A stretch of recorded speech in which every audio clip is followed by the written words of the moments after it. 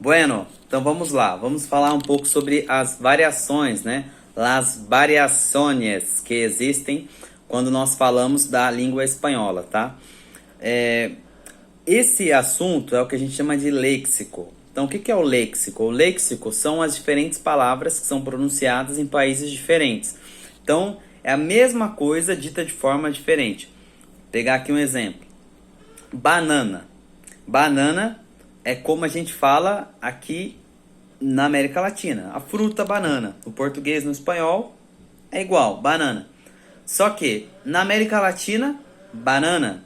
Você vai ver que eles falam banana, né? Porque como no espanhol não tem esse an, né? Sempre A. A é sempre A, sempre forte, né? Então, banana, assim que se fala. Eles vão falar assim aqui na América Latina. Já na Espanha se fala plátano. Então, esse é um tipo de léxico. Um outro exemplo, morango. Morango, aqui na Argentina, por exemplo, fala-se frutixa, né? Mas na América Latina como um todo, temos frutilha, frutilla, certo? Já na Espanha, fresa, certo? Então tem essa diferença. Vou pegar aqui um outro exemplo. Ônibus, tá? Ônibus, no espanhol, nós podemos ver países que vão chamar de coletivo, autobus, certo? Dinheiro, tá? Na Argentina fala-se muito em plata, la plata.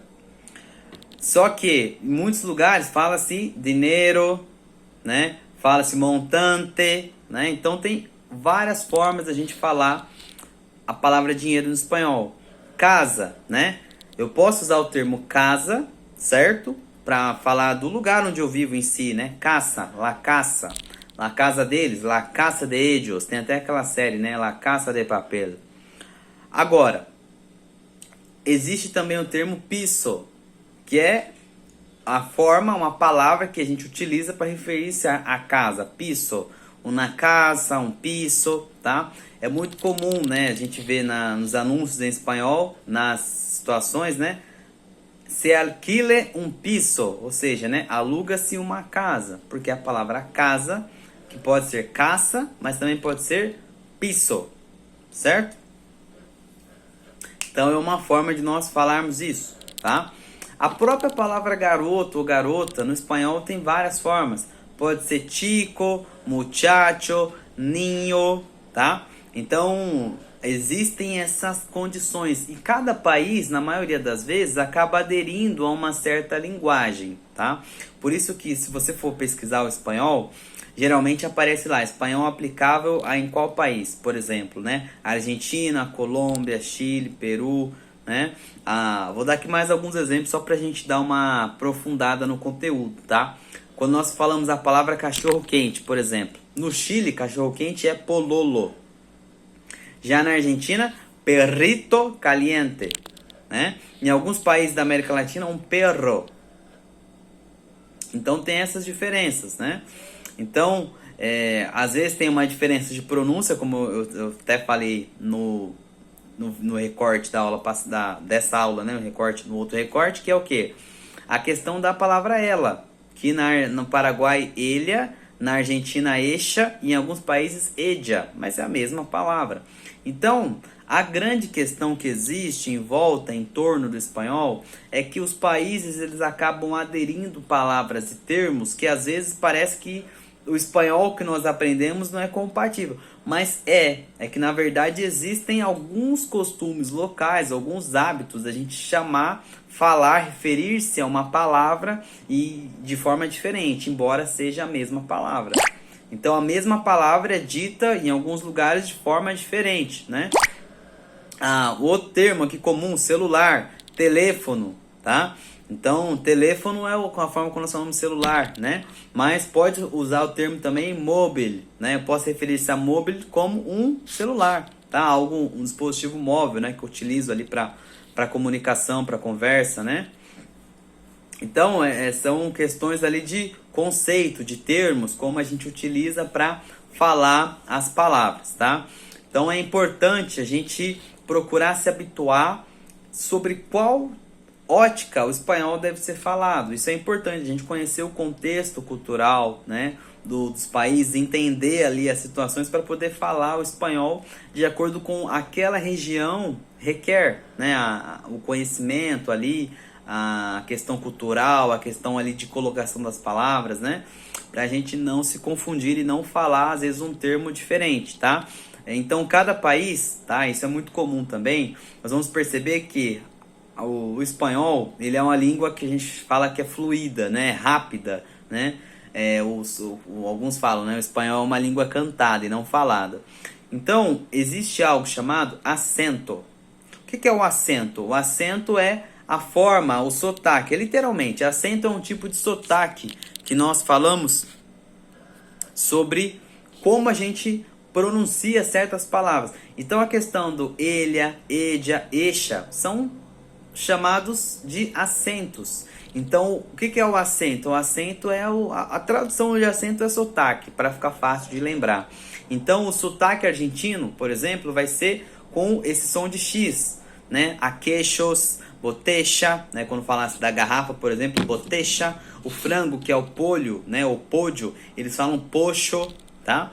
Então tem essas diferenças. E às vezes tem até algumas questões relacionadas a mudança de palavras também. Então lembra que eu falei do tu, dos te? Na Argentina tem um a mais, que é o vos, V-O-S, vos. Lembra que no espanhol o V tem som de B, né? Então, vos. Então, quando a gente fala do espanhol em si, a ideia seria, né, a gente pensar, trabalhar o espanhol com base na conhecimento cultural de cada país. Então, na Argentina, vamos pensar dois argentinos conversando. Olá, que tal? Bien, eu estou muito bem. E vos? E você? Certo? Então aqui tem uma questão também cultural. Então vamos relembrar mais alguns conceitos, mais algumas coisas, tá? Trabalho, em espanhol, trabajo. Certo? Enquanto eu estiver falando, você pode ir repetindo para você ir treinando sozinho. Escola, escuela, mas também pode ser colegio. Certo? Escuela, colegio.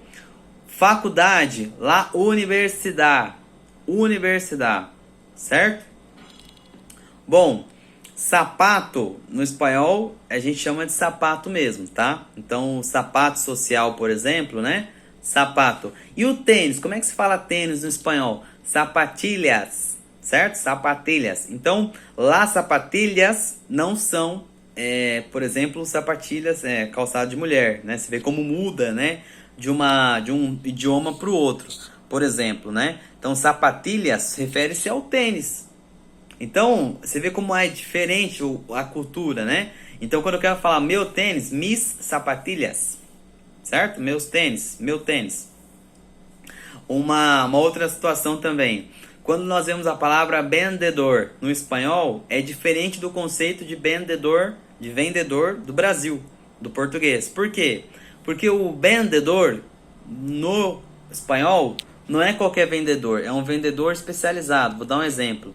Sabe aquele vendedor de carro, que é uma pessoa que precisa estudar o mercado automotivo, tem que ter um conceito diferente, né? Ele não é só um vendedor, ele é meio que um coach, né? Esse tipo de profissão, que é uma venda um pouco mais apurada, um pouco mais, digamos, mais estudada, no espanhol é o vendedor. Agora você pega uma pessoa que trabalha na loja de sapato, na loja de roupa, na loja de por exemplo, perfumaria. Não é vendedor, é dependiente. Então no espanhol nós chamamos de dependiente, certo? E aí, loja no espanhol, já que eu toquei no assunto, né? Pode ser las tiendas, certo? Tienda, loja, no espanhol tienda. Ou pode ser também sitios, certo? Sítios, né? Os lugares ali para consumo, tá? Por exemplo, shopping. Não existe a palavra shopping no espanhol, tá? A palavra shopping no espanhol, né? Eles associam como mercado, né? Como centro comercial. Então, na verdade, não existe a palavra shopping, existe o centro comercial, né? E nos países onde o espanhol é falado, são muito comuns as feiras, né? Até na Espanha, em Madrid, né, tem as feiras famosas, os mercados municipais famosos, né, porque eles utilizam muito essa questão do consumo nesse tipo de lugar, né? Então só é importante, tudo isso que eu estou mencionando aqui é para a gente relembrar alguns conceitos, trabalhar em cima aqui de alguns termos, né? Para a gente poder desenvolver no espanhol, tá? Então, a princípio, vamos trabalhando, vamos desenvolvendo, construindo, né, esse conhecimento para a gente ir avançando e vai cada vez mais chegando aí perto da fluência. Hasta luego!